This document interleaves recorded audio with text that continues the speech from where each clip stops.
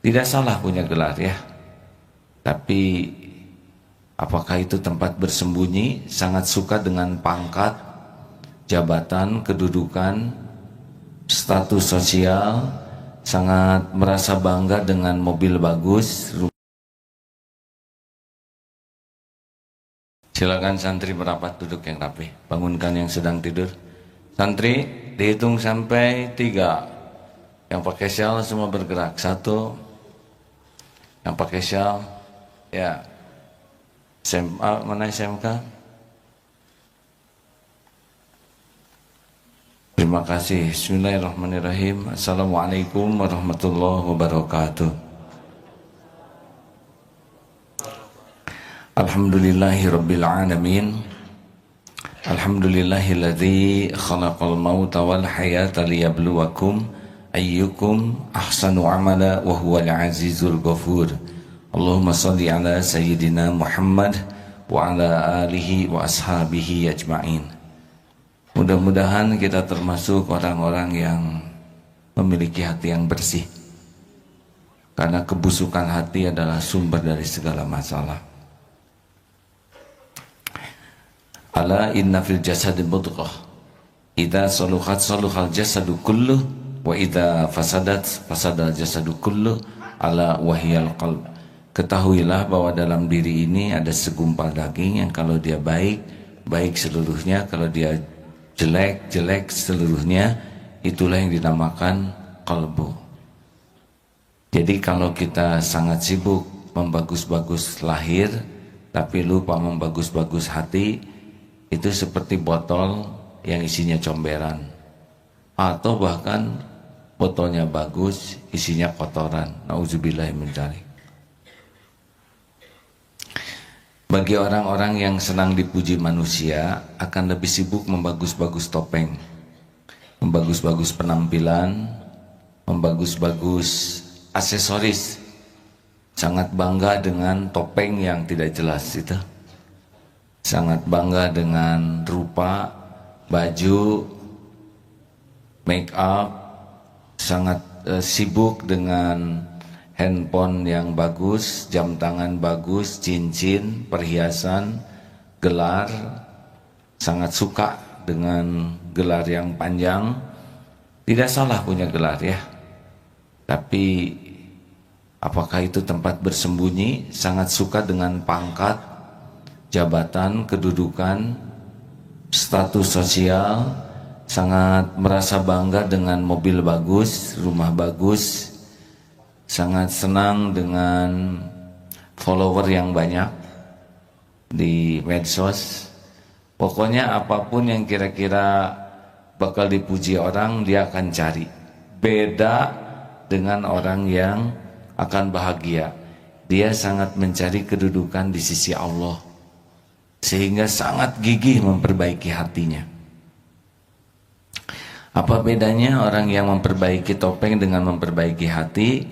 Yang pasti yang paling beda itu adalah ketenangan. Orang-orang yang sangat sibuk dengan penilaian makhluk, hidupnya tidak pernah nyaman, hidupnya tidak tenang. Dan kalau dia tidak nyaman dengan dirinya sendiri, maka orang-orang di sekitarnya pun tidak akan nyaman dekat dengan dia. Jadi seorang istri yang sangat sibuk dandan, seorang istri yang sangat sibuk ingin dipuji oleh orang lain, pasti lebih memikirkan tas, memikirkan baju, memikirkan penilaian orang. Ada juga yang sederhana tapi sangat ingin disebut sederhana. Bisa dipahami tidak ini? Dan ada yang ingin kelihatan mewah, tapi ada juga yang ingin dipuji dengan kesederhanaan. Ini sama saja, sama-sama menuhankan penilaian makhluk. Seorang istri yang sangat sibuk ingin dipuji orang lain, hampir dapat dipastikan dia tidak akan bisa mengurus keluarganya dengan benar. Dia tidak akan bisa mengurus suaminya dengan baik, tidak akan bisa mengurus anak-anaknya dengan baik, karena pikirannya keluar terus fokusnya. Dia hanya akan ala kadarnya saja. Dia tidak akan perhatikan kesehatan suami, makannya, pakaiannya, kesehatan anak, tidak punya waktu. Jadi orang yang sangat sibuk ingin dipuji orang lain, dia tidak pernah punya waktu untuk amanah-amanah yang dipikulnya. Dia akan lebih sering keluar mencari pengakuan dari orang lain. Mungkin lebih sering ke arisan, ke mall, ke pengajian. Yang di pengajian itu dia bisa memamerkan bajunya, brosnya, tasnya, begitulah. Seorang istri yang sangat sibuk dengan penilaian orang lain tidak akan betah di rumah. Mengapa? Karena orang yang di rumah tahu modal ibunya. Jadi respeknya akan kurang, penghormatannya akan kurang. Jadi si istri ini tidak nyaman di rumah karena dia tidak dihormati sebagaimana dihormati di luar. Maka akan keluar terus, keluar. Tidak betah di rumah, yakin itu. Beda dengan seorang istri yang sangat menjaga, mencari kedudukan di sisi Allah. Maka keluarga itu menjadi prioritas utama. Perasaan anak, kesehatan, pikiran, pendidikan anak. Akibatnya si anak akan merasa nyaman karena diperhatikan. Bisa dipahami nih adik-adik nih. Ini para calon suami. Mana calon istrinya nih? Dunia ini sedang sepi sekarang. Hati-hati ini. Ini serius sekali urusan ingin dipuji ini akan berdampak keharmonisan keluarga. Kalau seorang istri yang sangat ingin berkedudukan di sisi Allah, justru amanah yang utama itu anak, suami menjadi pikiran utamanya. Jadi akan tahu perkembangan anak, kesehatan anak, kesulitan anak, tekanan-tekanan perasaan anak. Anak menjelang remaja, dia paham ya. Dia berusaha jadi kawannya. Anak-anak akan menikah atau anak-anak yang sudah mau mengarungi keluarga, dia akan serius mempersiapkan anak-anaknya. Bagaimana kalau dia perempuan jadi seorang istri, bagaimana seorang ibu, dia menjiwai proses itu karena memang hatinya penuh ke rumah. Tapi bagi yang pecinta pujian, enggak bisa. Tidak peduli kepada perkembangan anak kecil, anak SD, anak SMP, masa puber, dia enggak akan peduli. Anak lagi banyak masalah, tidak, karena dia sangat peduli kepada dirinya supaya dilihat bagus oleh orang lain. Dilihat keren, dilihat hebat, dilihat pinter, dilihat soleha. Dan ini bad news. Apa bad news? Bed itu tempat tidur. Ini adalah berita buruk bagi orang yang hidupnya sibuk. Jadi kalau orang menuhankan penilaian orang tuh benar-benar dampaknya bukan hanya pada dirinya, pada suaminya, pada anak-anaknya, mertuanya who care? Siapa peduli ke mertua? Gak kepikir mertua tuh, ya. Jangankan mertua, orang tua sendiri saja nggak begitu kepikir karena orientasinya diri. Bagaimana saya kelihatan hebat, bagaimana saya kelihatan keren, bagaimana saya kelihatan bagus, bagaimana saya kelihatan mempesona. Dia nggak pernah peduli apapun selain dirinya sendiri. Ini menuhankan diri sendiri. Mudah-mudahan yang belum menikah jangan dapat istri kayak gini ya. Beban lahir batin bagi seorang suami. Sekarang suami centil.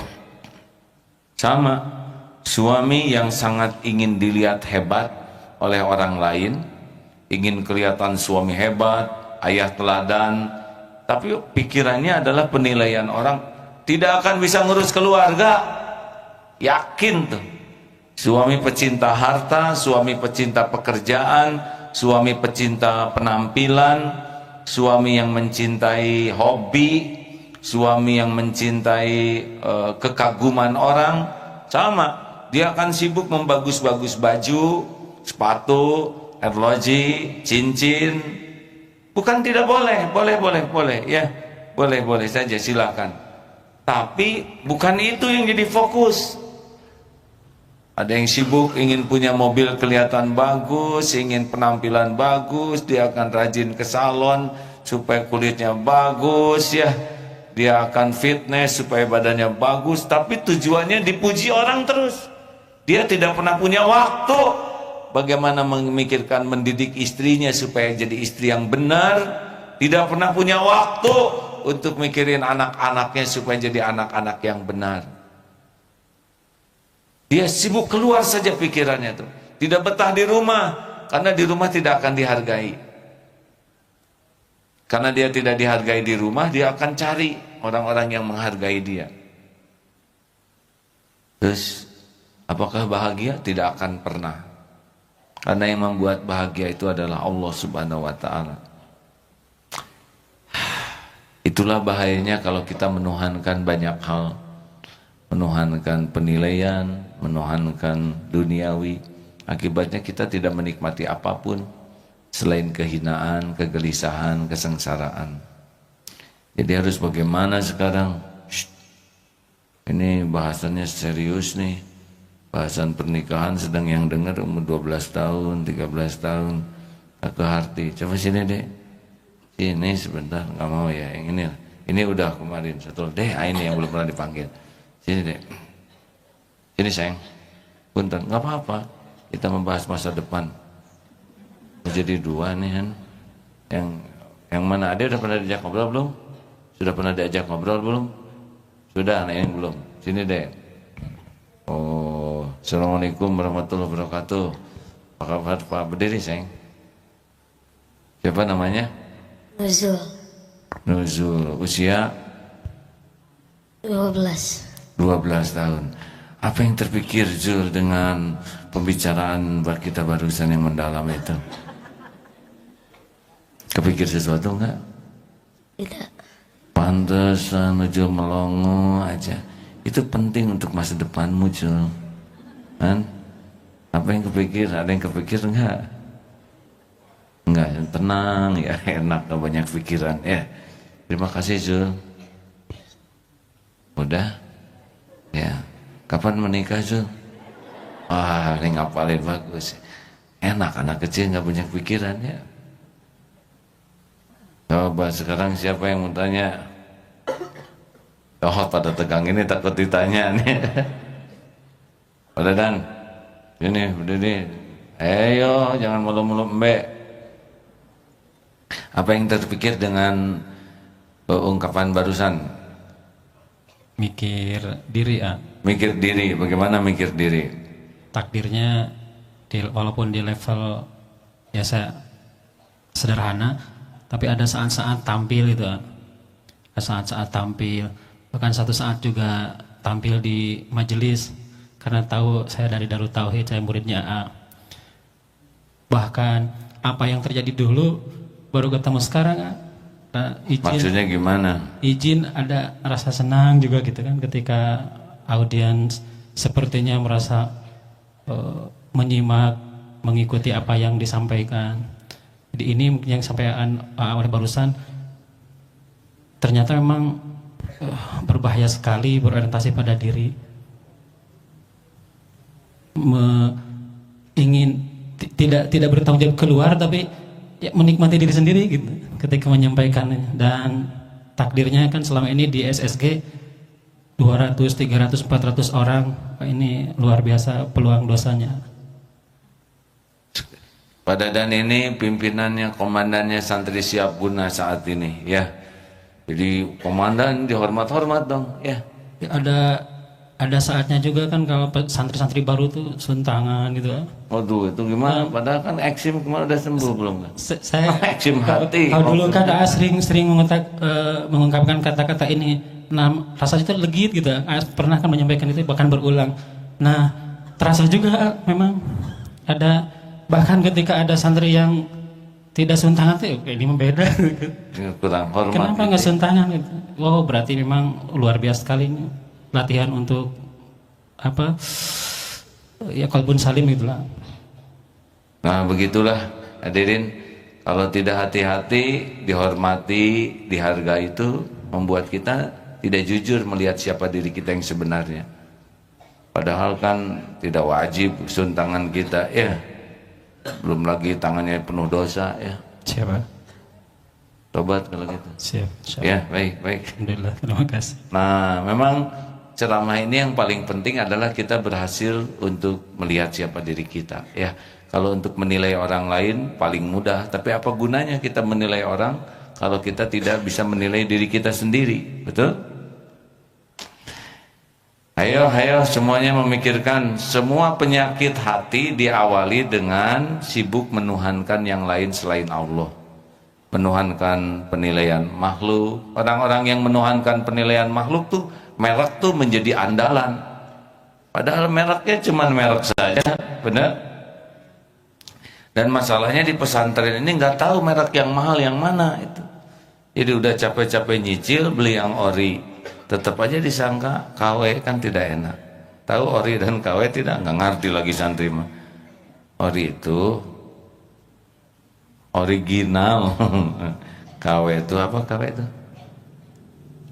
Hah? Saya juga malah nggak tahu Pak, apa artinya KW? Oh, kualitas 2. Oh, jadi KW itu yang tiruannya gitu. Nah hadirin, ayo salah satu yang membuat kita sengsara itu adalah ingin. Yang harusnya kita tuh melakukan bukan karena ingin, tapi karena perlu. Seperti kita ingin beli sepatu, ingin beli apa saja yang kita mampu beli, itu ingin tuh lebih dekat dengan nafsu. Ada orang yang hidupnya diperbudak keinginan. Pernah saya lihat di Discovery Channel itu ada suami istri yang rumahnya penuh dengan barang Pak, dan barang apapun segala macam, sampai di gudang di mana, dan mereka penyakitan karena barang-barang yang dibeli itu numpuk dan banyak binatangnya, sampai betul-betul penyakitan. Dan setiap ke toko tuh beli, dipakai tidak, disedekahkan tidak, ditumpuk jadi sampah, penyakitan. Apa artinya hidup kayak gini ya? Ingin. Makanya kalau kita bicara menuhankan, mengilahkan sesuatu, kita bisa mengilahkan diri, mengilahkan nafsu, mengilahkan penilaian orang, dan juga ada yang mengilahkan keinginan. Cirinya yang dituhankan itu bagaimana cirinya?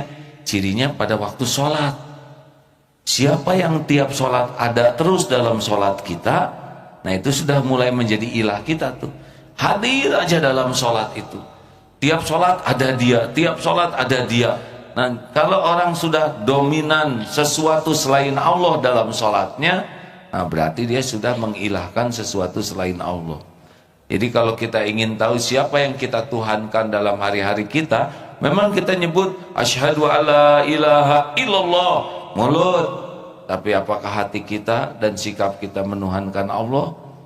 Salah satu cirinya adalah pada waktu sholat. Periksa sholatnya, siapa yang selalu ada dalam sholat. Nah kalau konsisten ada terus dia, nah itu sudah jadi ilahnya tuh. Ada juga yang ganti-ganti, Allahu Akbar.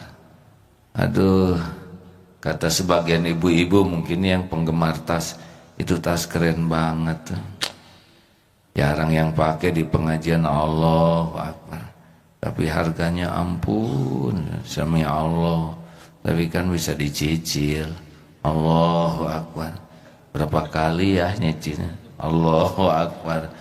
12 mungkin bisa. Oke lah, Allahu Akbar. Tapi uang mukanya dari mana? Allahu Akbar. Yang ini aja dijual setengah harga. Oh iya ya, siapa yang beli? Allahu Akbar. Nanti ya bilang sama Sumilah di taman Allah, gembira aja, Assalamualaikum, ceria ya. Karena dia sudah menemukan solusi di dalam. Ada yang gitu nggak sih Bu? Saya mau kira-kira aja. Kalau saya kuda ya, Allahu Akbar. Kuda terni gagah, Allahu Akbar. Gimana makannya gimana? Rumput musim kering dari mana? Allahu Akbar. Jadi tegang sholat tuh ya. Hadirin sekalian, hati-hati. Kalau kita tidak waspada, hidup ini terus berlanjut sengsara, hina, dan bisa celaka. Mari kita periksa siapa yang mendominasi hati kita. Lalu bagaimana cara mengatasinya? ya seperti yang sering diungkapkan, kalau dia muncul tekan oleh zikrullah. Dia muncul, wah gimana nih, nanti berat hisabnya di akhirat.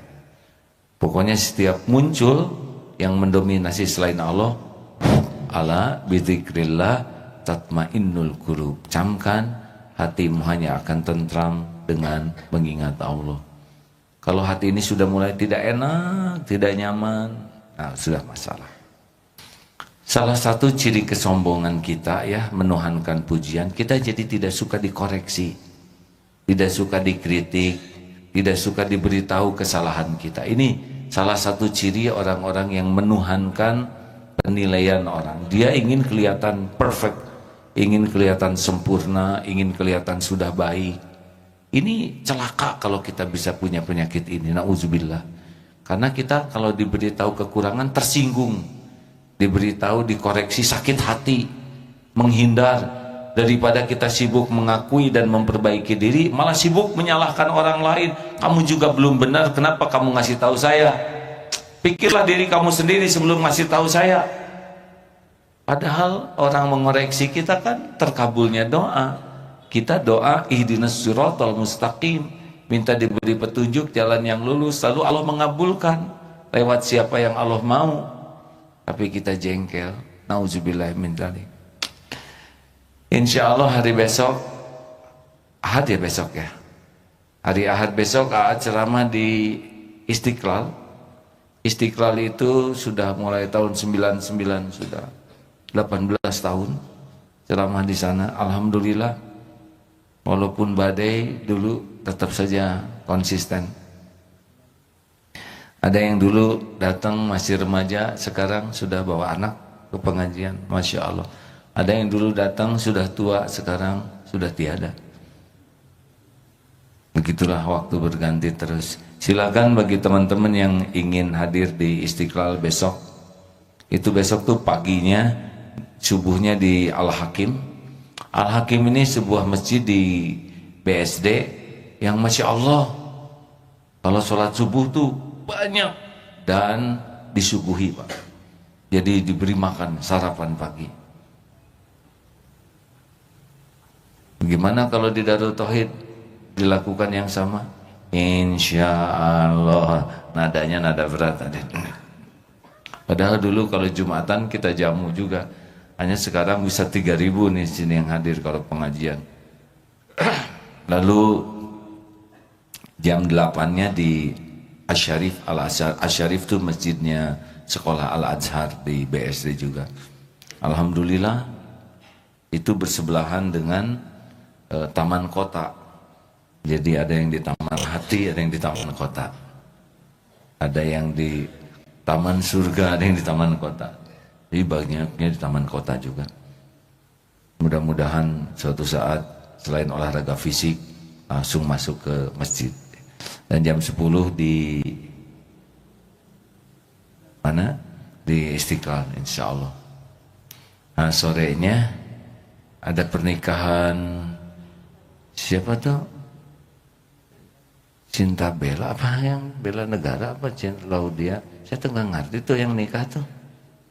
Yang nikah dengan orang Malaysia siapa? Artis siapa?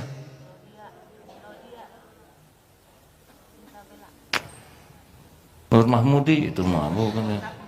Udahlah pokoknya itu. Nggak pernah lihat TV ya wes orang aja ngomong apa-apa.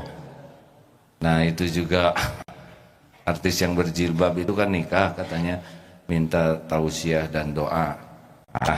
Mudah-mudahan yang datang nanti para artis jadi saya bisa nausiahin ya dan doain. Makanya jangan suka suudon kalau lihat ada orang lain karena setiap waktu orang bisa berubah. Benar? Kita juga kan bisa begini dirubah oleh Allah, diubah oleh Allah.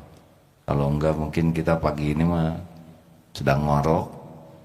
Bahkan ada yang seperti saat ini berbuat maksiat. Kita kan bisa begini hanya karunia Allah aja. Ya itulah sekilas pintas tentang la ilaha illallah dalam bahasan yang lebih sederhana. Jangan sampai mengilahkan selain Allah. Bisa mengilahkan pengalaman. Saya berpengalaman sibuk mengandalkan pengalaman. Nggak ada apa-apanya pengalaman kalau tidak ditolong oleh Allah. Betul? Saya merasa berjasa. Orang makin merasa berjasa, pasti hatinya makin busuk. Karena dia akan menuntut orang lain mengakui jasa kita. Padahal kita tidak berbuat kecuali dengan izin Allah. Ya seperti membangun masjid ini, siapa yang berjasa selain Allah? Allah saja, dia bangun rumahnya sendiri. Orang yang wakaf, itu adalah orang yang dijadikan jalan oleh Allah. Harusnya bersyukur, bukan merasa berjasa. Menyantuni anak yatim, lah itu rezeki anak yatim yang dititipkan lewat kita, gitu. Jadi kalau kita sedekah ke anak yatim, itu udah pasti rezeki dia. Kita jadi jalan. Kalau kitanya ikhlas, nggak merasa berjasa, baru pahalanya untuk kita. Kalau kita merasa saya sudah, nah hilang pahalanya. Tetap saja rezeki mereka dapat. Makanya jangan merasa berjasa. Ada yang mau kita diskusikan? Silahkan telepon ya, telepon dulu. Telepon bagi yang belum pernah telepon, silakan. MK dan pendengar dimanapun Anda berada. Ini jadi berkuda hari ini enggak? Jadi, alhamdulillah. Silakan penelpon. Baik, sahabat MK dan pendengar dimanapun Anda berada, tiba saatnya Anda dapat berinteraksi bersama kami di pagi hari ini melalui line telepon kami di 0222017076. 0222017076 dapat Anda pergunakan di pagi hari ini. Baik, alhamdulillah saat ini kita pun telah bersama dengan seorang jamaah. Kita akan menyapa. Assalamualaikum warahmatullahi wabarakatuh. Waalaikumsalam warahmatullahi wabarakatuh. Baik, dengan Ibu siapa, di mana Ibu? Dengan Umu Royan dari Kopo. Baik, silakan Ibu. Assalamualaikum, Mak. Waalaikumsalam warahmatullahi wabarakatuh. Alhamdulillah, Ibu dapat ilmu dari barusan yang diterangkan sama Ibu dulu. Bukan Ibu mau cuman Ibu dulu. Ibu ditinggalkan anak. Cuman Ibu mau menghiburkan diri, melupakan anak itu. Ibu bisnis. Jadi Ibu waktunya banyak dipakai bisnis. Anak yang Ibu yang ada itu ada di rumah yang memperhatikan, cuman Ibu waktunya banyak bisnis. Jadi Ibu sekarang anak Ibu 3, semuanya udah rumah tangga, perempuan semua. Jadi sama Ibu dipakai pelajaran, anak Ibu nggak sampai seperti Ibu. Sekarang anak Ibu semuanya sarjana tapi nggak boleh kerja, kata Ibu. Udah aja urus rumah tangga. Pendapat itu Ibu enggak zalim ke anak gitu. Sebab kalau perempuan bukan nggak boleh kerja, tapi kalau kerja di ini kan dengan rumah tangga, nanti kan perempuan masuk ke ambisi. Jadi kalah yang pasti menang bisnis atau kerja, rumah tangga dilalaikan. Kata Ibu, anak Ibu udah punya anak, udah aja urus anak, rumah tangga urus. Insya Allah penghasilan suami insya Allah barokah. Pendapat itu Ibu betul membimbing anak. Terima kasih Ibu, tunggu di radio. Ibu kenapa sedih gini? Ingat masa lalu? Iya, ingat Ibu. Ibu nyesel banget. Gak bisa dimundurin ya Bu ya? Iya, doakan Ibu mudah-mudahan husnul khotimah. Amin ya rabbal alamin. Baik Bu. Iya, terima kasih Ibu dengar di radio Baik, insya Allah. Assalamualaikum warahmatullahi wabarakatuh. Waalaikumsalam warahmatullahi wabarakatuh. Banyak pelajaran dari Ibu ini ya. Pada prinsipnya wanita itu memang diberi amanah di rumah, berbeda dengan lelaki. Tetapi tidak setiap keluarga memiliki kondisi yang sama. Juga ada beberapa wanita yang juga punya potensi yang berbeda. Yang paling penting adalah jangan sampai kita menuhankan pekerjaan, menuhankan sehingga mengabaikan ke Allahnya menjadi abai, kepada amanah-amanah yang lain jadi abai. Ada juga yang bisa bekerja tetapi keluarga tetap terurus dengan baik. Ada karena sangat disiplin ya membagi waktunya. Di Darut Tauhid juga banyak santri karya akhwat, tapi besar harapan tetap menjaga amanah-amanah yang ada di rumahnya sehingga adil, proporsional. Ada yang memang lebih bagus di rumah saja, tapi ada yang setengah. Mungkin ada juga pekerjaan di luar, tapi di rumahnya juga sangat terjaga. Tapi kalau memang harus semua wanita bekerja, kurang pas, karena sebetulnya laki-laki lah yang paling bertanggung jawab atas keadaan di rumah ini. Kalau ibu sudah full, terlalu full di luar, dikhawatirkan anak-anak nanti siapa yang ngurus. Ada yang ini tidak selalu buruk ya. Ada yang ibunya, bapaknya S2, S3, tapi anak dititipkan kepada yang belum tamat sekolahnya atau tidak tamat sekolah. Tidak sepenuhnya buruk karena mungkin punya hati dan punya iman ya. Tetapi baiknya memang mengevaluasi semua pihak. Sepakat? Saya juga lagi mikir gini, lagi mengevaluasi diri saya nih. Sejauh mana nih kesibukan saya sehingga mengabaikan kewajiban-kewajiban. Silakan, daripada mikir begini nih. Mikir nggak Pak? Mikir apa? Belum sarapan ya? Iya memang beda-beda pikiran Pak. Silakan. Baiklah, saat ini kita pun telah bersama dengan sahabat Nadia dari Padalarang. Assalamualaikum warahmatullahi wabarakatuh. Baik, nampaknya terputus ya? Ya saya yang salah karena pasti udah terlalu lama nunggu di telepon ya. Maafkan ya. Silakan. Baik sahabat MK, silakan sampaikan interaksi Anda melalui telepon kami di 022-201-7076. 022-201-7076 dapat Anda pergunakan bersilaturahim bersama dengan kami di kesempatan pagi hari ini. Saat ini kita masih menantikan satu interaksi berikutnya dari sahabat kita di line telepon. Baik. Ada? Baik, ada. Ya. Baik. Assalamualaikum warahmatullahi wabarakatuh. Halo, assalamualaikum. Baik, waalaikumsalam warahmatullahi wabarakatuh. Baik, silakan. Dengan Ibu siapa di mana? Saya Ibu Rima dari Cibaduyut. Baik, silakan Ibu. Ya, halo, assalamualaikum, AA. Waalaikumsalam warahmatullahi wabarakatuh. AA, maaf, saya mau tanya, tapi mungkin keluar dari tema, AA. Saya mau tanya gimana hukumnya kayak perumahan syariah itu yang sekarang itu kan dia ada dua harga, jadi harga cash sama harga kredit gitu, A. Gimana menurut A hukumnya? Apa ada riba atau enggak? Makasih, A.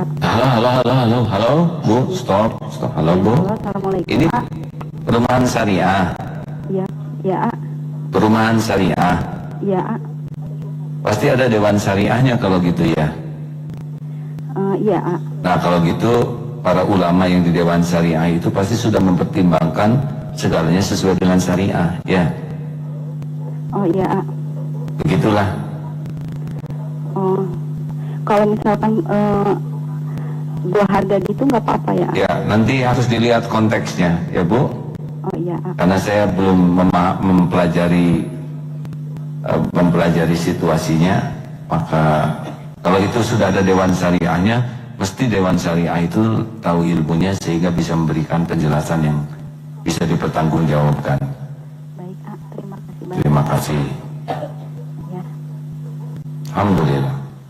Mendengar seperti Ibu tadi ya, bahwa nyesal itu memang tidak datang di awal.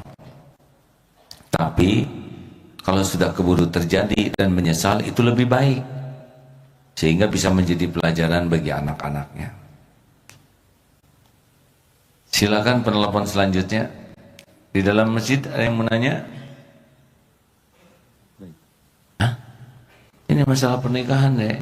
Ada usia berapaan? Halo, radio boleh masuk juga. Baik, nampaknya kita pun telah terhubung dengan salah satu sahabat MG yang telah terhubung di pagi hari ini. Ada sahabat Nadia kembali yang tadi terputus dari Padalarang. Assalamualaikum warahmatullahi wabarakatuh. Baik, nampaknya kembali terputus. Ya, nah misalkan gini ya, udah nelpon putus, jangan begitu. Karena itu tidak menyambungkan apa-apa, benar? Sudah, innalillah wa inna ilaihi raji'un. Silakan. Baik, sahabat MG, kami masih menantikan interaksi dari Anda. Silakan sampaikan interaksi Anda kembali. Kami undang di line telepon interaktif kami di 022-201-7076. sekali lagi di 022-201-7076. Alhamdulillah, saat ini kita pun telah bersama dengan sahabat Vivi dari Mataram. Assalamualaikum warahmatullahi wabarakatuh. Waalaikumsalam warahmatullahi wabarakatuh. Baik, silakan. Assalamualaikum Om. Waalaikumsalam warahmatullahi wabarakatuh. Fi.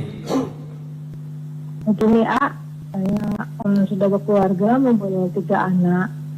Nah, suami bulan Juli kemarin dimutasi, jauh lagi dari anak.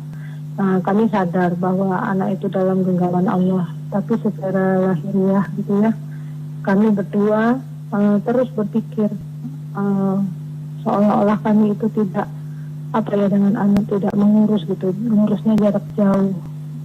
Sempat saya dua-duanya PNSA, sempat saya bilang sama suami bahwa saya mau lepas gitu ya dari pekerjaan.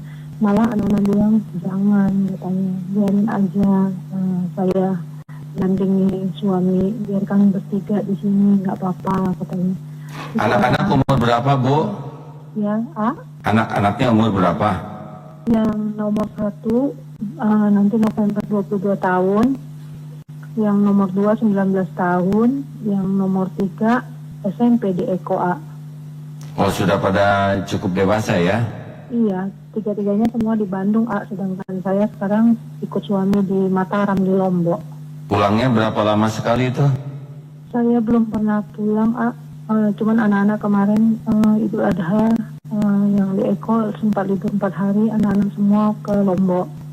Ini ada kunjungan nanti orang tua bulan Oktober akhir, ada rencana kami mau ke sana gitu. Jadi pertemuannya cuma via telepon gitu.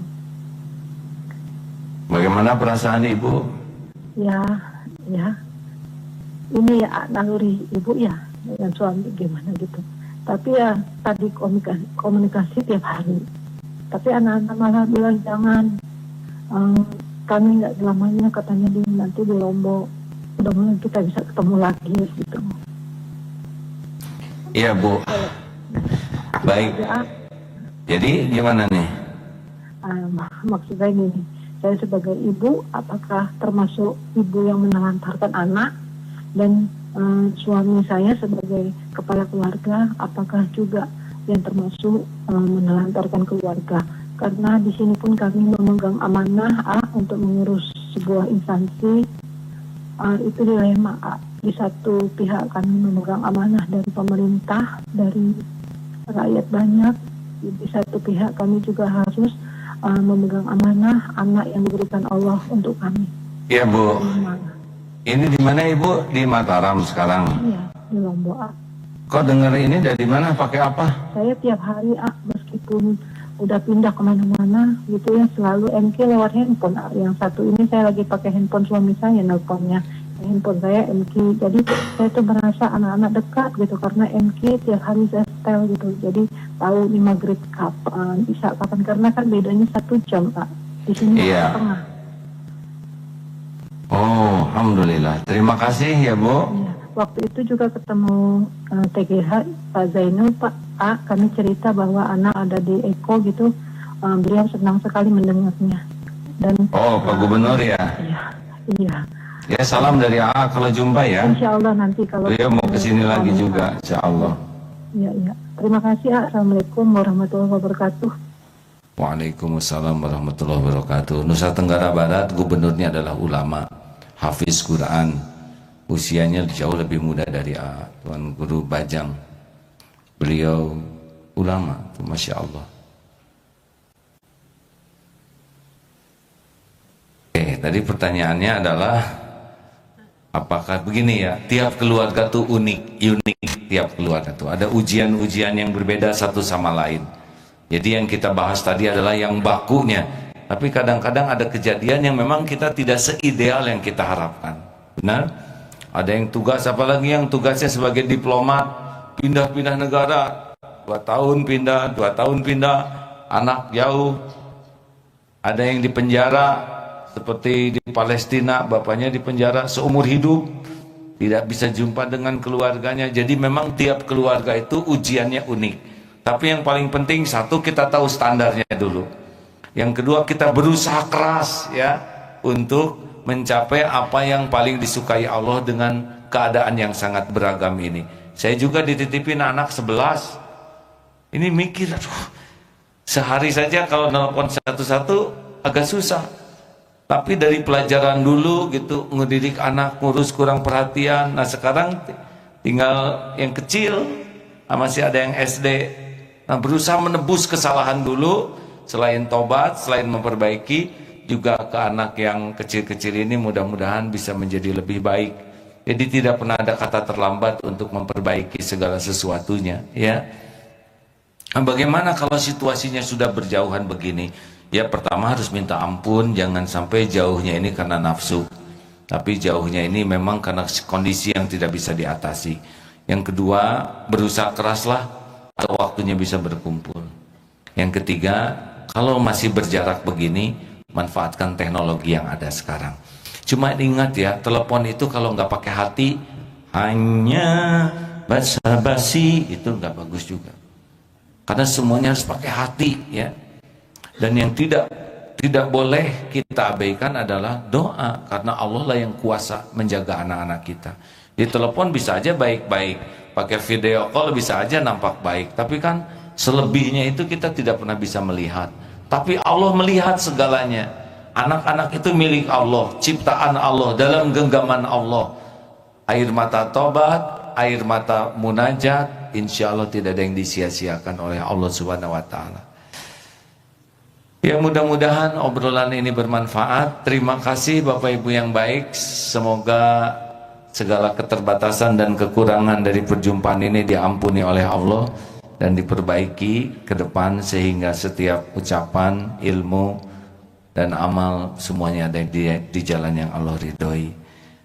Kita akhiri saja pada kesempatan ini. Maaf tidak sampai jam 6 karena harus ada kewajiban lagi, dengan doa akhir majlis. Subhanakallahumma wa bihamdika asyhadu an la ilaha illa anta astaghfiruka wa atubu ilaik. Assalamualaikum warahmatullahi wabarakatuh.